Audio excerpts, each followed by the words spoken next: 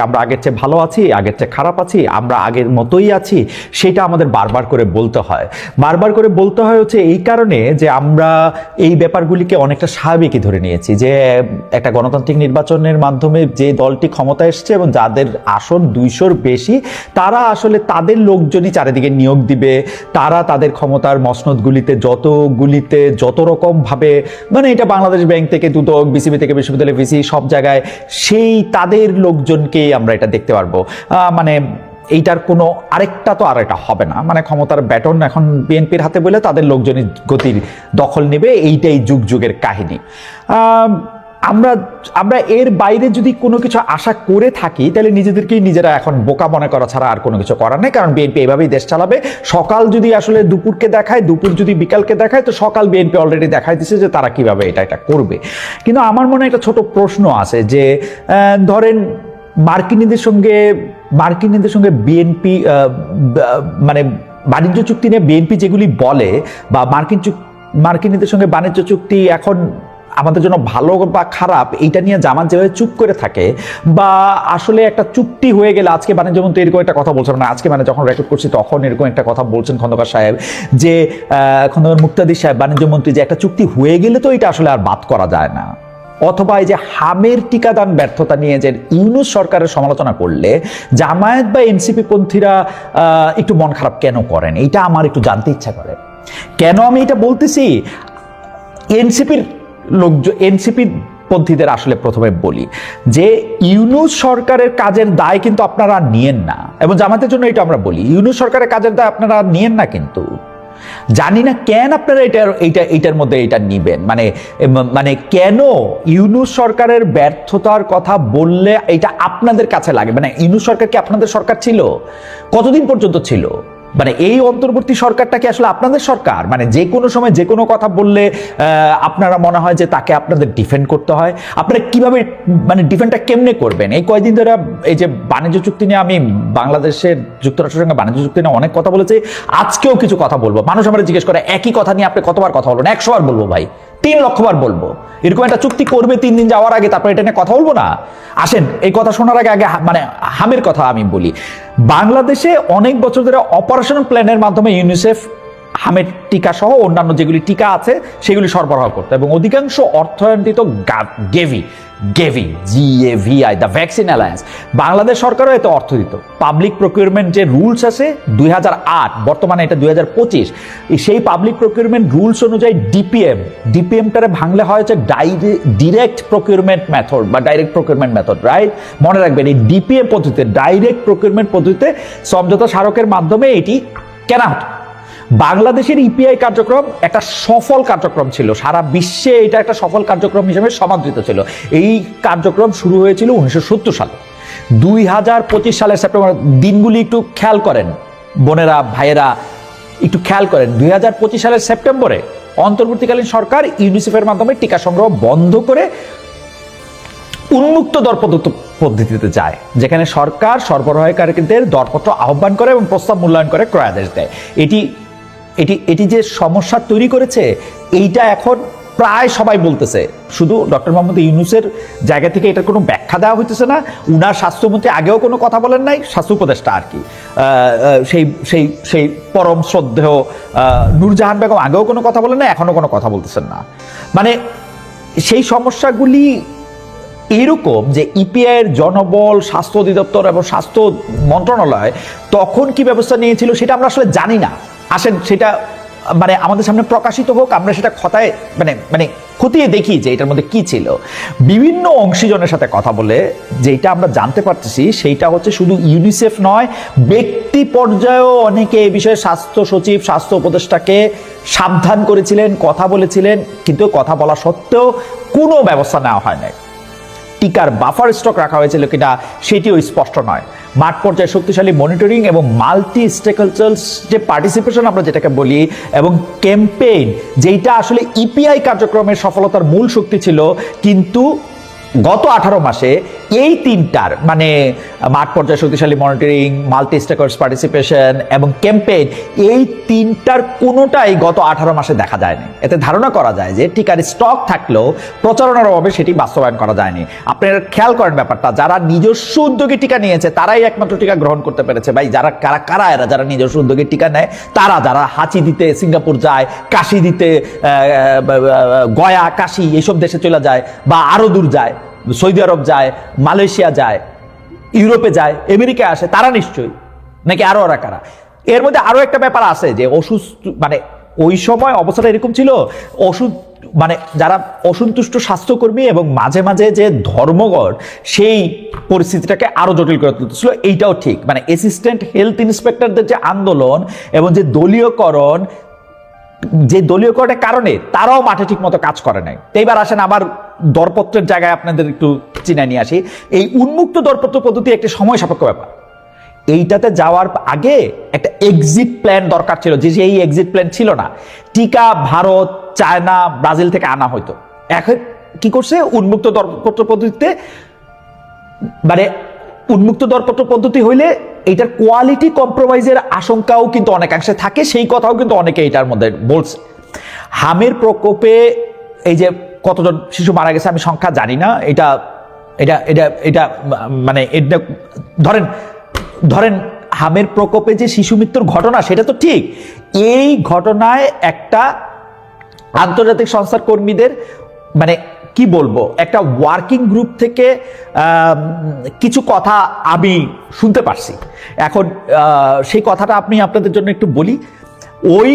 ওই গ্রুপের একজন সদস্য আমাকে এরকম বলছে যে ওই ডক্টর মোহাম্মদ ইউনূস সরকারের সময় স্বাস্থ্য মন্ত্রণালয়ে একজন বিশেষ সহকারী ছিল। এই যে টিকার এই অবস্থা, সেটা সেই সময়কার সেই বিশেষ সহকারীর অধ্যত্ব এবং স্বল্প দৃষ্টিসম্পন্ন চিন্তার ফল। এটা আমার কথা না ভাই, এটা উনি বলতেছেন। স্বচ্ছতা সবসময়ই স্বাগত। ওনারা বলতেছেন যে স্বচ্ছতা তো সবসময় ওয়েলকাম করা যেতে পারে। বাংলাদেশের অধিকাংশ সরকারি টেন্ডার উন্মুক্ত দরপত্রের মাধ্যমে হয়, খোলা দরপত্রের মাধ্যমে বাংলাদেশ সরকারি টেন্ডার অধিকাংশ হয়। কিন্তু সেইটা কইরা কি হাসিনার আমলে বা তার পরের আমলে, তার আগের আমলে, কোন সরকার আমলে দুর্নীতি ঠেকানো গেছে? ইউনিসেফের কিন্তু নিজস্ব দুর্নীতি প্রতিরোধ ব্যবস্থা আছে। ইউনিসেফ মানে নিজস্ব প্রক্রিয়ার মাধ্যমে দুর্নীতি প্রতিরোধ করে। তা এই ইউনিসেফ কি সরকারি টেন্ডারের দরদাতাদের চেয়ে বেশি দুর্নীতিগ্রস্ত এখন ছিল, আগে ছিল, কখনো ছিল? মানে এটার উত্তরটা আমি আপনাদের বলি, সম্মত না। ইউনিসেফ সরকারি টেন্ডারের দরদাতাদের চেয়ে বেশি দুর্নীতিগ্রস্ত না, ছিল না, আগেও ছিল না, এখনো নাই। মানে আমরা এরকমই শুনি আর কি, বা এরকম জানি। কিন্তু মানে ওই যে স্বাস্থ্য সহকারী এবং তার বস স্বাস্থ্য উপদেষ্টা নূরজাহান বেগম, তারা যদি স্বচ্ছতার জন্য এই ইউনিসেফের থেকে বা ইউনিসেফের রেকমেন্ডেশনের বাইরে গিয়ে টিকা কিনতে চান, তাহলে তারা কি বাস্তব চিন্তা করতে পারছিলেন? তাদের কি কোনো বিকল্প পরিকল্পনা, যেটা আমরা আদর করে প্ল্যান বি বলি, এরকম কোনো কিছু ছিল? আবার উত্তর দেয় না, ছিল না। এত শিশুদের জীবন নিয়ে খেলা করার জন্য এসব মানুষের শাস্তি হওয়া উচিত।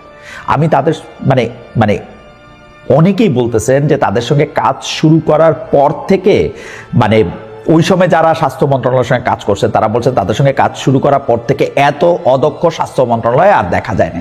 এখন হইতে পারে স্বাস্থ্য মন্ত্রণালয় কিন্তু ঐতিহাসিকভাবে বাংলাদেশের স্বাস্থ্য মন্ত্রণালয় কিন্তু করাপ্ট, মানে তারা দুর্নীতিগ্রস্ত, তারা বিভিন্ন সময় বিভিন্ন জায়গা থেকে, অনেক জায়গা থেকে তারা টাকা খাইছে, অনেক দুষ্টামি করছে, অনেক শয়তানি করছে, এগুলি ঠিক। আর আমি কিন্তু বলতেছি না যে স্বাস্থ্য মন্ত্রণালয় অনেক ভালো ছিল, এই সরকারের আমলে আইসা খারাপ হয়ে গেছে। অন্তর্বর্তী সরকারের সময় আইসা যেটা হইছে, এই স্বাস্থ্য মন্ত্রণালয় একটা অদক্ষ, কর্মহীন, একটা আজব জিনিসে পরিণত হয়েছে। এখন সেই বিশেষ সহকারী পরে এটাতে কি বলছে যে ক্রয় নীতিতে কোনো পরিবর্তন করা হয়নি। ভাই, ক্রয় নীতিতে কোনো পরিবর্তন না করা হইলে ভ্যাকসিন ছিল না কেন? তিনি আমাদের কি মনে করেন, মানে আমরা অনেক বোকা? মানে ভাই আমি জানি না, মানে আপনারা আমাদের দোষী করবেন কিনা, কারণ এই শিশুদের মৃত্যুর দায় তো কাউরে নিতে হবে। এই যে বিভিন্ন আন্তর্জাতিক টিম, সরকারের ভিতর থেকে যারা এই ব্যাপারগুলি মনিটর করে, তারাও কিন্তু দফায় দফায় তাদের অনুরোধ করেছিল যে অন্তত 15 মাসের পর্যাপ্ত বাফার মজুদ নিশ্চিত করার পর উন্মুক্ত দরপত্রে যেন দেওয়া হয়। ওই সময় কি জবাব তারা পাইছিলেন তারা জানেন?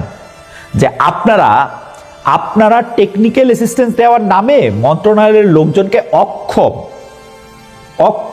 অক্ষম করে ফেলেছেন। এই কারণে ওরা এখন সময় মতো কাজ করতে পারতেছে না। আমার কিছু বলার নাই। এই ডক্টর মোহাম্মদ ইউনূসের এই স্বাস্থ্য মন্ত্রণালয়ের এই জায়গাটাকে যদি আমরা মানে সমালোচনাও না করতে পারি, তাদের জবাবদিহিটাও আমরা না আনতে পারি, তাদেরকে কোনো কিছু বললে এটা যদি জামায়াত বা এনসিপির লোকেরা যদি এই জিনিসটাকে নিজেদের ঘাড়ে নিয়ে আসে এবং তারা এটাকে ব্যাখ্যা দিতে চেষ্টা করে, এইটা আমার কাছে আনফরচুনেট লাগে। ভাই, ইউনূস সাহেবের কাজের দায় আপনারা কেন নিবেন? হিসাবটা কি আপনাদের? এই যে দেখেন, হামের কথায় ফেরত আসার আগে একটু বাণিজ্য চুক্তির কথা বলি। এই যে একটা বাণিজ্য চুক্তি করছে, এখন বিএনপি বলে যে ভাই বাণিজ্য চুক্তিটা একবার কয় ভালো করছে, আরেকবার কয় ভাই একটা চুক্তি হয়ে গেছে আরেকটা দেশের সাথে, আমরা তো এটা রাতারাতি এটা বাদ দিতে পারবো না। তো ভাই তুই 9 তারিখে চুক্তি করছো কেন? 9 তারিখে চুক্তি করছি, আমরা বিএনপি এবং জামাতের সাথে কথা বলছি। ভাই জামাত তো বলছে যে ভাই আমরা ওর সাথে ও আমাদের সাথে কথা বলে নাই। এদিকে আরেকজন সংসদ সদস্য সে বলতেছে যে আমরা একটা সংসদ আলোচনা করতে চাইছি, কিন্তু 5 জনের কমে তো নোটিশ দেওয়া যায় না, আর একজনের পাইতেছি না এটা নোটিশ দেওয়ার। তার মানে আপনারা স্পষ্ট বলতেছেন আপনাদের সঙ্গে কথা হয় নাই, তারপরেও সেই চুক্তির দায় আপনারা কেন নিতেছেন? আমেরিকা আপনাকে কি খাওয়াইছে ভাই? যে জামাত ইসলামের এই যে জনাব শফিকুর রহমান, আমেরিকা আপনাকে কি খাওয়াইছে? জনাব নাহিদ ইসলাম, আমেরিকার থেকে আপনারা কি পাইছেন যে আমেরিকার এই চুক্তিটা নিয়ে আপনারা কথা বলতে চাইতেছেন না? আবার কিছু হইলেই বলে আপনি কিছু জানেন, আমাকে বলে আপনি আন্তর্জাতিক চুক্তি পড়ছেন, অন্যান্য দেশের সাথে কি পড়ছেন জানেন? সরাসর মিথ্যা কথা বলে এটার মধ্যে এটা 37% থেকে 19% আসছে। না সরি, 37% ছিল না তখন। এই চুক্তি যখন করে তখন ট্যারিফ ছিল 20%। আর তাছাড়া আমেরিকা কি বাংলাদেশে দয়া করে? বাংলাদেশে আমরা কষ্ট করে, আমাগো মেয়েরা কষ্ট কইরা যে এই জামাটা সেলাই করে, এটা অত্যন্ত কম দামে পায়, আমরা ভালো একটা লিট্টামি দেই দেখে ওরা আমার থেকে কিনে। ও আমার থেকে কিন্তু দয়া করে না, কিন্তু যে ও যা ইচ্ছা বলবে তাই আমাদেরকে শুনতে হবে। ভাই আমারে বারবার যে বলেন যে চুক্তিটা পড়ে দেখছেন কিনা, এখন আপনারা আমেরিকারে জিজ্ঞেস করে আরেকটা জায়গা থেকে তেল কিনবেন, আরেকটা দেশের সাথে বাণিজ্য করবেন, আমেরিকার কি জানি বলে কৃষি পণ্য আইনা বাংলাদেশে এটা ভরবেন, আমেরিকার তুলা দিয়া বাংলাদেশে কাপড় সিলাইবেন। হিসাব করছেন এগুলি? এই যে এই জাহাজ দিয়ে আনতে এগুলি লিড টাইম কত লাগবে, কত টাকা বেশি লাগবে, এগুলি হিসাব করছেন? আমেরিকা 6,500 পণ্য এটার মধ্যে ঢুকাইবেন, বোয়িং কিনছেন, খুব খুশি, এখন বোয়িং খুব ভালো বিমান। এগুলি নিয়ে আপনারা কথা কবেন না, কারণ হচ্ছে যে কেন জানি ইউনূস সরকারের প্রোটেকশনের দায়িত্ব আপনারা নিছেন, জামায়াত ইসলামী নিছে, এই এনসিপি নিছে।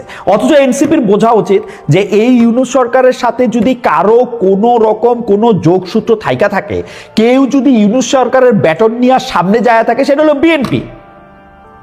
ইউনূস সরকার যা যা কিছু করছে বিএনপি তা কিছুই করতেছে, আমি আলাদা কোনো কিছু দেখি না। এবং ইউনূস সরকারের বিভিন্ন রকম এই যে ধরনের বাণিজ্য চুক্তি, হ্যান্ড চুক্তি, ত্যান চুক্তি, এগুলি তারা মানে ইউনূস সরকারের কাজেরই তো তারা ধারাবাহিকতা তারা রাখতেছে। তাগো ইউনূস সরকারের অ্যাটর্নি জেনারেল এখানে এসে আইনমন্ত্রী হয়েছে, ইউনূস সরকারের প্রেসিডেন্ট এখানে প্রেসিডেন্ট আছে, ইউনূস সরকারের নিরাপত্তা উপদেষ্টা এদের এসে পররাষ্ট্রমন্ত্রী হয়েছে, মানে ইউনূস সরকারের বিডার চেয়ারম্যান এখানে এসে বিডার চেয়ারম্যান, ইউনূস সরকারের অধিকাংশ সচিব টচিব এখানে এসে। এটা আমি এই কথা বারবার করতেছি আপনাদেরকে একটু বাতাস দেওয়ার জন্য, একটু ব্যাপারটা বোঝার জন্য। কি ভাই আশ্চর্য!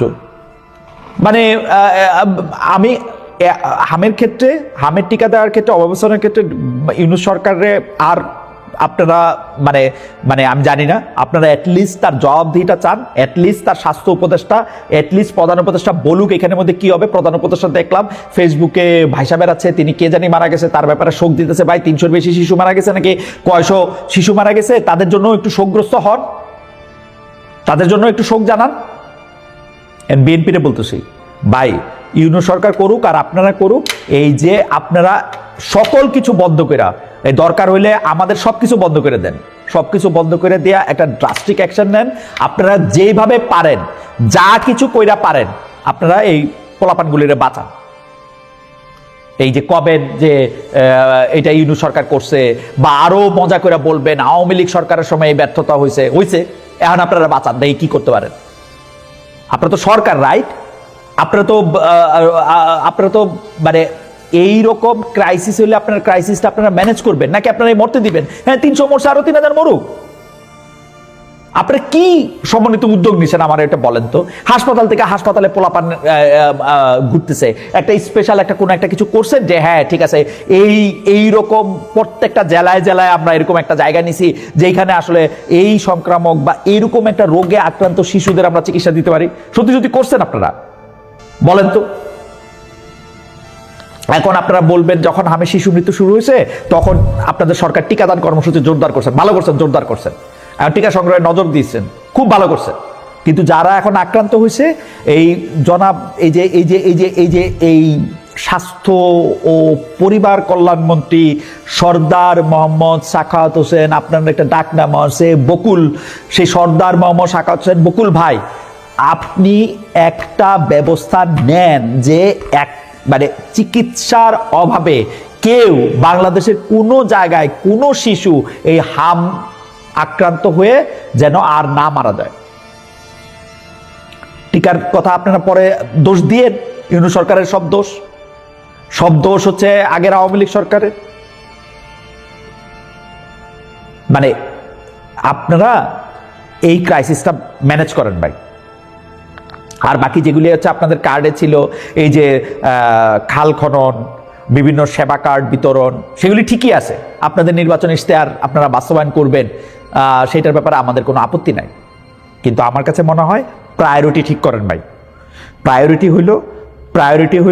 প্রায়োরিটি হইল হামে আক্রান্ত আর কোনো শিশুরে মরতে দেওয়া যাবে না ভাই। এটা 2026 সাল, এইটা অনেক দূর থেকে ঢাকা আসতে পারে না, এই জেলা শহরে আসতে পারে না, এইটা হবে না। কোনো কিছু একটা ওয়ার্ক প্ল্যান বাইর করেন ভাই, যে এইটা কইরা আপনি এদেরকে বাঁচাবেন, ঠিক আছে? আমার আর ডক্টর মোহাম্মদ ইউনূস, আপনার সঙ্গে আমার কিন্তু এই যে মানুষ মনে করে আপনার লগে আমার একটা মানে, আপনি যত বড়, আপনি যদি মনে করেন একটা গাছ হন, আমি সেই গাছের মানে আমি সেই গাছের আগাছাও না, গাছের নিচে ঘাসও না, আপনার লগে আমার কোনো তুলনা হইতে পারে না। আপনি বহুত বড় ভাই বাংলাদেশের, মানে আপনি নোবেল প্রাইজ পায় একটা কথা কইছিলেন যে আজকে বাংলাদেশের মানুষ আর মানে অনেক বড় একটা অর্জন করলো, সেটা স্বাধীনতার পরে হয়তো সবচেয়ে বড় অর্জন, আমরাও এটা বিশ্বাস করি ভাই। আপনি স্যার এটা অনেক বড় অর্জন, কিন্তু আপনি যে জিনিসগুলির ব্যাপারে আপনার বিরুদ্ধে আমরা অভিযোগ করতে বাধ্য হইতেছি, আপনি সেগুলি পরিষ্কার করে দিয়ে যান। আমরা তো জানি আপনি একজন নির্লোভ মানুষ, আপনার নিজের নামে কোনো কিছু নাই, আপনি নিজে কোনো কিছু করেন না, এগুলো আপনি এগুলো এসে এখন আপনি আমাদেরকে বলে দিয়ে যান। আপনার স্বাস্থ্য উপদেষ্টারে বলেন এই টিকা নিয়ে কি হয়েছে সেটা আমাদের কাছে একটু বলুক, যাতে আমরা এটা অভিজ্ঞতাটা অন্তত নিতে পারি। উনি হয়তো ঠিক কাজটাই করছেন, যা করছেন উনি একদম 100% ঠিক কাজ করছেন, এবং আপনারও তো কোনো ভুল নাই, আপনিও হয়তো সব ঠিক কাজ করছেন, কিন্তু একটু বুঝাই দিয়া যান। আমরা তো নাদান করে একটু বুঝাই দিয়া যান, ওইটাও তো আপনাকে একটা দায়িত্বের মধ্যে পড়ে, তাই না? আরেকটা বিষয় নিয়ে খুব কথা হইতেছে, সেটা হচ্ছে পশ্চিমবঙ্গে বিজেপির রাজ্য সরকার আসছে, বাংলাদেশের প্রভাব কি? আরে ভাই, বিজেপি ভারতে মানে রাজ্য সরকার মানে কি? বিজেপি ভারতে কেন্দ্র সরকার আজকে 3 টার্ম, রাজ্য সরকার আলাদা কি প্রভাব হবে? মানে প্রভাব থাকুক আর না থাকুক, আমার এটা নিয়ে কথা কইতে হবে, আমার এটা নিয়ে গুতাগুতি করতে হবে, এইটাই কি কারণ? মানে পশ্চিমবঙ্গের বিধানসভার নির্বাচনে বিশাল জয় পাইছে যে কেন্দ্রের ক্ষমতা থাকা বিজেপি। ভাই, ভারতের বাংলাদেশের সাথে যে সম্পর্ক, বাংলাদেশের বর্ডার, সেটা আপনি কিলিং দিয়ে বলেন, নিয়ন্ত্রণ দিয়ে বলেন, ভারতের যে পররাষ্ট্রনীতি, সেই পররাষ্ট্রনীতি তো পশ্চিমবঙ্গ সরকার কোনোদিন করে নাই। পশ্চিমবঙ্গ সরকার 2-3টা বামান দিছে, মানে কি তিস্তার পানি দিবে কি দিবে না বলছে, মমতা ব্যানার্জি পানি দিতে চায় না, সেই জন্য আমরা তিস্তার সঙ্গে চুক্তি করতে হয় না, এইগুলো আমি বিশ্বাস করি না ভাই। মমতা ব্যানার্জি তৈরি তো প্রত্যেকটা রাজ্য সরকারই তো তৈরি সিদ্ধান্ত নিতে পারতে হয়। এই বিদেশের সাথে সিদ্ধান্ত বা আরেকটা রাষ্ট্রের সাথে সিদ্ধান্ত কি রাজ্য সরকার নেয়? বা রাজ্য সরকারের সঙ্গে আলাপ না করে, মানে আপনি চিন্তা করে দেখেন যে কি সব গল্প। ভারতের প্রধানমন্ত্রী ছিলেন তখন মনমোহন সিং, উনি চলে আসছেন, উনি আইসা সাইনও করে ফেলবেন, এরকম একটা অবস্থা।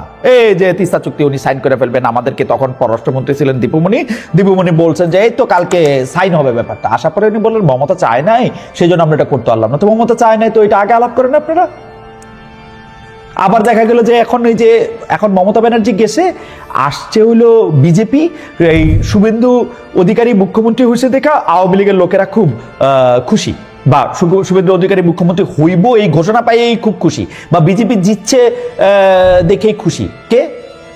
কে খুশি? আওয়ামী লীগের লোকজন নাকি খুশি। মানে এর কারণ কি?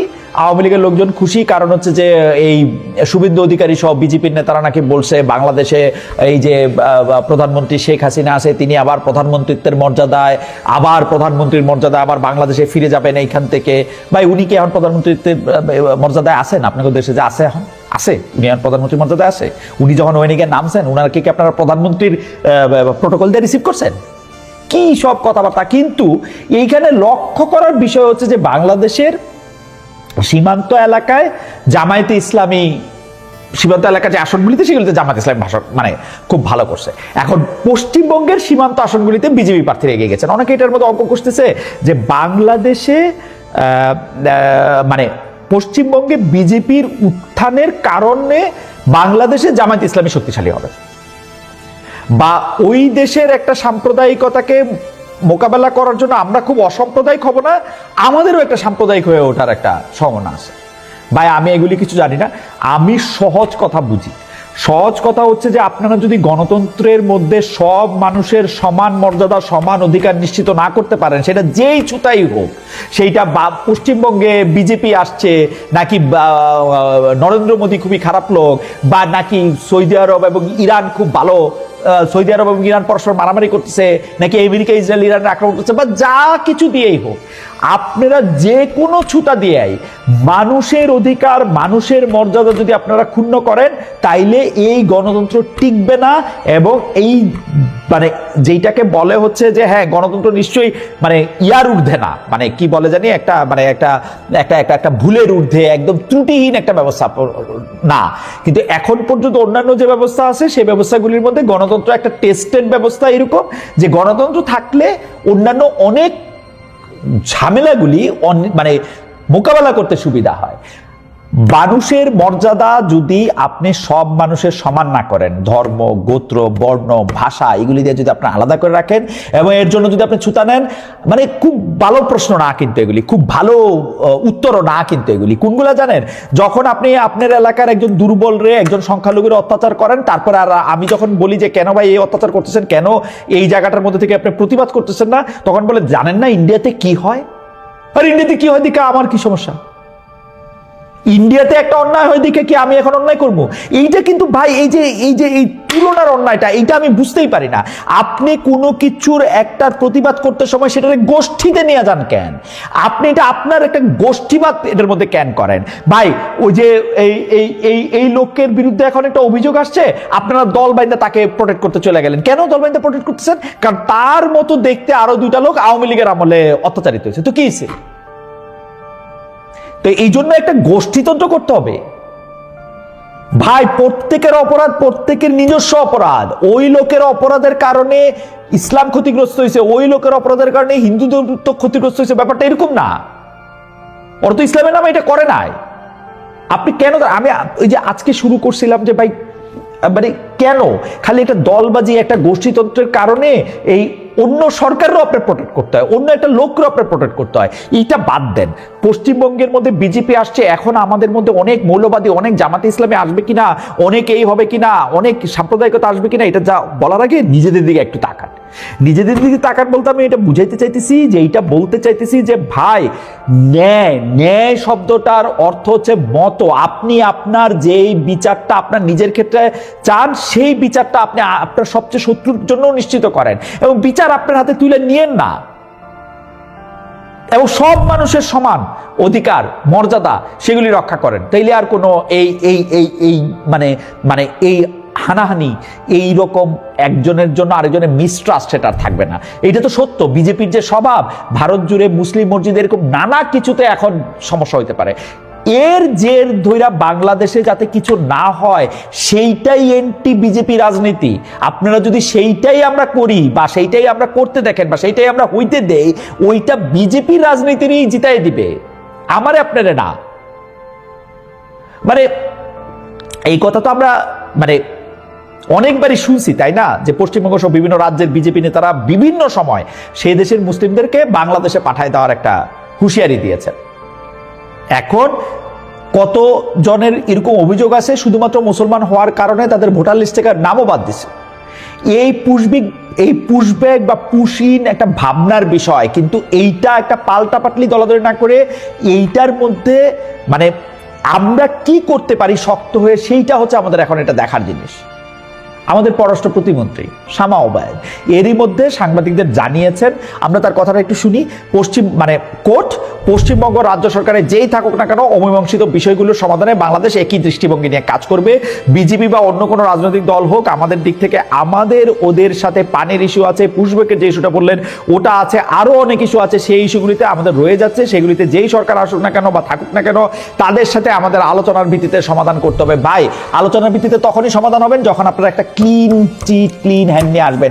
ভাই, আপনাদের কি কি ইস্যু আছে সেগুলি যখন আপনারা পরিষ্কার করবেন, আপনারা যখন পরিষ্কার করবেন কোন চুক্তি আপনারা করতে চাইতেছেন, যে চুক্তিটা আপনার করতে ভারত রাজি হচ্ছে না, আপনারা যখন পরিষ্কার করবেন কোন চুক্তি আমাদের সাথে অলরেডি ভারতের আছে, যেটা আমরা আওয়ামী লীগের দোষারোপ করি যে আওয়ামী লীগের এত এত এত এত চুক্তি আছে, সেগুলি আপনারা যখন সামনে আনবেন, এগুলি নিয়ে এত এত এত টেকনিক্যাল হয়ে না। এই যে আপনি এগুলি যতগুলি কথা কইছেন না, এগুলি শামা ওবায়দ, এর মধ্যে কোনো ইয়াতে দিতেছি, ফেসবুকে দিতেছি, রবীন্দ্রনাথ ঠাকুর নিয়েও অনেক কথা হইতেছে। তার একটা কথা বলি যে আপনি অনেক কথা জান যে বলে কোনো কথা না বলে আপনার ভাষা বোঝার আশা আমরা বহু আগে জলাঞ্জলি দিয়ে দিছি আপনার সরকারের। কেন জানেন? এই যে দৃষ্টিভঙ্গিতে আগে কাজ করবে এখনো কাজ করছে। ভাই, এগুলি ওপেনলি আমাদেরকে বলেন যে কি নিয়ে কাজ করতেছে, বুঝছেন? এগুলি আমাদেরকে ওপেনলি বলেন। এই 2026 সালে আইসে আর এইগুলি কি চালাকি আমি কমো, ওই কাউয়া চালাকি আর করেন না। কাউয়া চালাকি কিরকম জানেন? ধরুন ঝড় উঠলো, ওই ঝড়ের মধ্যে থাকবে না, ওই বালুর মধ্যে মুখটা গুজা দিল। কাক ছাড়া আরো অনেকে নিশ্চয়ই এরকম করে, আমি কাক টাকরেই দেখছি। কোনো একটা কিছুর মধ্যে দেখা গন্ডগোল হইলে সে একটা, ওগুলি আর করেন না ভাই। আমাকে বুঝান যে কি নিয়ে আপনারা কাজ করতেছেন, আগের মতোই কাজ করে যাবেন, সরকার পরিবর্তন কাজটা কি সেটাও বুঝায়েন, বুঝছেন? আর আওয়ামী লীগের লোকজনের বলি, ভাই, পশ্চিমবঙ্গে বিজেপির বিজয়ে আপনারা খুশি হয়েছেন, আপনাকে খুশি হওয়া তো হাস্যকর। আসলে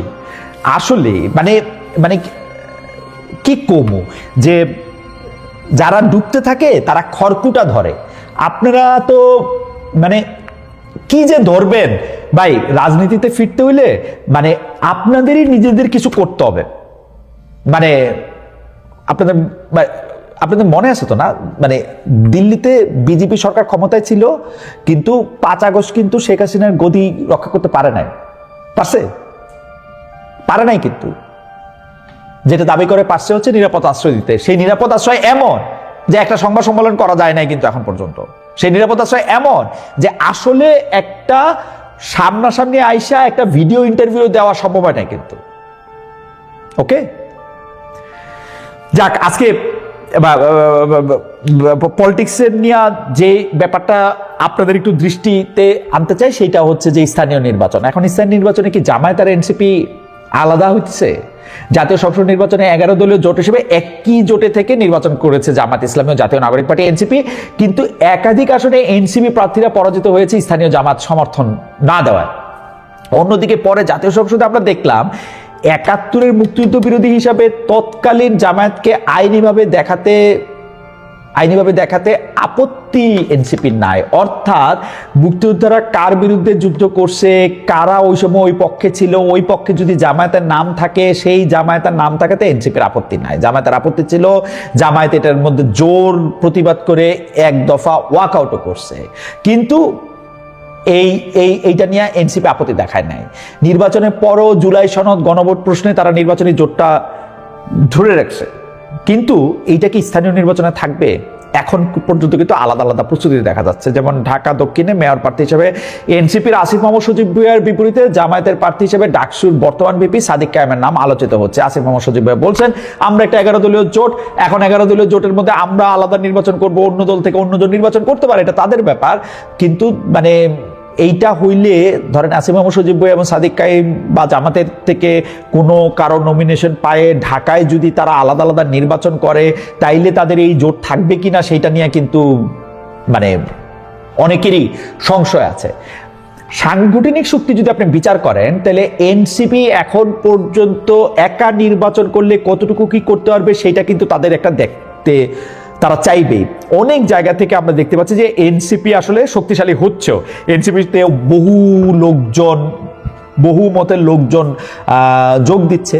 তারা যদি জামাত থেকে ছুটে যায় তাইলে তাদের শক্তিটা, মানে তারপরে যদি তারা বিএনপির দিকে প্রত্যক্ষ বা পরোক্ষভাবে না ঝুঁকে, তাহলে তাদের শক্তিটা দেখা যাবে। তবে মানে আজকে তো আমরা যখন রেকর্ড করতেছি তখন এটা শুক্রবার, বৃহস্পতিবার বিরোধী দলের চিফ হুইপ এবং জাতীয় নাগরিক পার্টির যে নেতা, মানে জাতীয় নাগরিক পার্টির যে আহ্বায়ক জনাব নাহিদ ইসলাম আছেন, সেই নাহিদ ইসলাম বলেছেন যে স্থানীয় সিটি কর্পোরেশনের নির্বাচনে জামাত এনসিপি জোটবদ্ধ হতে পারে। আমরা নির্বাচনে জোটে আছি, আবার নির্বাচনের পরিবেশ ঘনিয়ে এলে বলা যাবে এককভাবে নির্বাচন হবে কি না। তবে প্রত্যেক দলের মতো আমরাও প্রস্তুতি নিচ্ছি।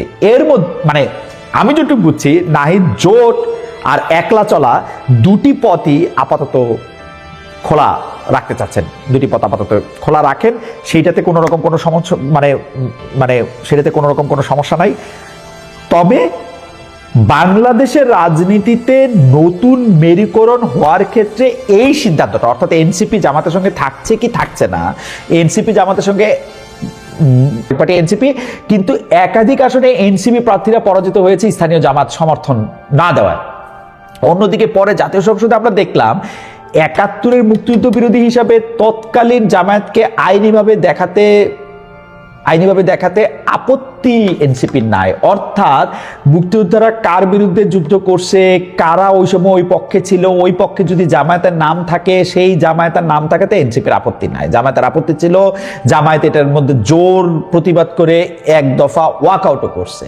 কিন্তু এইটা নিয়ে এনসিপি আপত্তি দেখায় নাই। নির্বাচনের পরও জুলাই সনদ, গণভোট প্রশ্নে তারা নির্বাচনী জোটটা ধরে রাখছে। কিন্তু এইটা কি স্থানীয় নির্বাচনে থাকবে? এখন পর্যন্ত কিন্তু আলাদা আলাদা প্রস্তুতি দেখা যাচ্ছে। যেমন ঢাকা দক্ষিণে মেয়র প্রার্থী হিসেবে এনসিপির আসিফ মোহাম্মদ সজীব ভুঁইয়ার বিপরীতে জামায়াতের প্রার্থী হিসেবে ডাকসুর বর্তমান ভিপি সাদিক কায়েমের নাম আলোচিত হচ্ছে। আসিফ মোহাম্মদ সজীব ভুঁইয়া বলছেন, আমরা একটা 11 দলীয় জোট, এখন 11 দলীয় জোটের মধ্যে আমরা আলাদা নির্বাচন করব, অন্য দল থেকে অন্যজন নির্বাচন করতে পারে, এটা তাদের ব্যাপার। কিন্তু মানে এইটা হইলে ধরেন আসিফ মোহাম্মদ সজীব ভুঁইয়া এবং সাদিক কায়েম বা জামাতের থেকে কোনো কারো নমিনেশন পায়ে ঢাকায় যদি তারা আলাদা আলাদা নির্বাচন করে, তাইলে তাদের এই জোট থাকবে কিনা সেইটা নিয়ে কিন্তু মানে অনেকেরই সংশয় আছে। সাংগঠনিক শক্তি যদি আপনি বিচার করেন, তাহলে এনসিপি এখন পর্যন্ত একা নির্বাচন করলে কতটুকু কি করতে পারবে সেটা কিন্তু তাদের একটা দেখতে তারা চাইবে। অনেক জায়গা থেকে আমরা দেখতে পাচ্ছি যে এনসিপি আসলে শক্তিশালী হচ্ছে। এনসিপিতে বহু মতের লোকজন যোগ দিচ্ছে। তারা যদি জামাত থেকে ছুটে যায় তাইলে তাদের শক্তিটা, মানে তারপরে যদি তারা বিএনপির দিকে প্রত্যক্ষ বা পরোক্ষভাবে না ঝুঁকে, তাহলে তাদের শক্তিটা দেখা যাবে। তবে মানে আজকে তো আমরা যখন রেকর্ড করতেছি তখন এটা শুক্রবার, বৃহস্পতিবার বিরোধী দলের চিফ হুইপ এবং জাতীয় নাগরিক পার্টির যে নেতা, মানে জাতীয় নাগরিক পার্টির যে আহ্বায়ক জনাব নাহিদ ইসলাম আছেন, সেই নাহিদ ইসলাম বলেছেন যে স্থানীয় সিটি কর্পোরেশনের নির্বাচনে জামাত এনসিপি জোটবদ্ধ হতে পারে। আমরা নির্বাচনে জোটে আছি, আবার নির্বাচনের পরিবেশ ঘনিয়ে এলে বলা যাবে এককভাবে নির্বাচন হবে কি না। তবে প্রত্যেক দলের মতো আমরাও প্রস্তুতি নিচ্ছি। এর মধ্যে মানে আমি যেটুকু বুঝছি, নাহিদ জোট আর একলা চলা দুটি পথই আপাতত খোলা রাখতে চাচ্ছেন। দুটি পথ আপাতত খোলা রাখেন, সেইটাতে কোনো রকম কোনো সমস্যা মানে সেটাতে কোনো রকম কোনো সমস্যা নাই। তবে বাংলাদেশের রাজনীতি